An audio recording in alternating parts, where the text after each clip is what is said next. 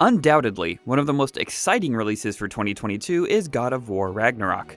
Coming hot off the heels of the series' reinvention in 2018, Ragnarok seemingly still has a lot of gameplay changes in store. Here are 10 of the biggest gameplay differences we've spotted from 2018's God of War in pre-release materials for God of War Ragnarok. Keep in mind, since we are discussing changes from the previous game, there will be spoilers for God of War 2018. You hath been forewarned.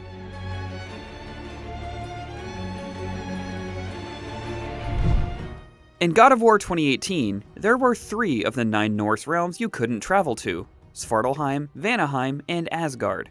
In last year's PS Blog breakdown, Sony Santa Monica confirmed that all 9 Norse realms will be playable in God of War Ragnarok, including the 6 we've already seen. Whether Muspelheim and Niflheim will once again function mainly as optional battle and maze areas has yet to be determined. Fimbulwinter is here, and that means unlike hoverboards, boats only work on water. The gameplay reveal trailer for Ragnarok showed Kratos and Atreus on a dog sled, and the newest trailer showed what looks like some kind of Norse carriage ride and even the main characters submerging underwater. We don't know if this means that some type of swimming will be in the game, or if this is just a short cutscene, but there does seem to be more than one way to get around this time. Mimir may have to learn to talk a lot faster. Enough. No stories. Not while on foot. At a minute 40 in the new State of Play trailer, Kratos uses the Blades of Chaos as a grappling hook, a traversal option he didn't have in 2018. This should open up a verticality in the level design that wasn't really there before, and as we all know, every game is made better when you add a grappling hook. He also uses the blades a few seconds later to grab a rock from the ground and hurl it at enemies, and in the previous trailer, he leaps off an edge to do a smash attack from above. And speaking of the Blades of Chaos, you will always be a monster. While the moment that Kratos goes back for the Blades of Chaos was a fantastic bit of character work in God of War 2018, it's hard to argue that the blades gave a much-needed boost to the game's combat variety. Finally unleashing the old God of War's legendary weapons made the gameplay really sing, and this time, barring any strange narrative turns, we should have the blades from the very beginning, meaning you'll have many more ways to trounce your enemies from the get-go, including the previously mentioned smash and rock toss, and this obviously Dig Dug inspired chain explosion. Just look at him go. First mentioned in Game Informer's cover story, the Leviathan Axe and Blades of Chaos can be infused with their particular element, ice or fire respectively. According to Game Informer, these abilities are called Frost Awaken for the Leviathan Axe and Whiplash for the Blades of Chaos, and they should further amp up both your crowd control ability and damage.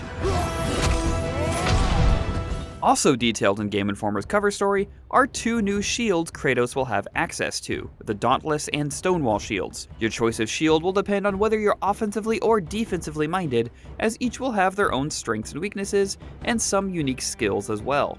In the same article, more shields are promised as you progress further in the game, but they don't want to spoil all the surprises just yet. It's a good thing there are so many combat changes, because Ragnarok seems to boast a ton of new enemy types. In the reveal trailer alone, we can see these glowing frog lizard dudes, these horned berserkers, this leaping lizard, a centaur, and, of course, Thor himself. The most recent trailer showed even more, including this shape of water person and this very tall creature, which we're guessing may be a new variant of elf? With all 9 realms to travel, there appears to be more beings gunning for your heads. In the previous game, the Valkyrie fights were the most difficult end bosses available.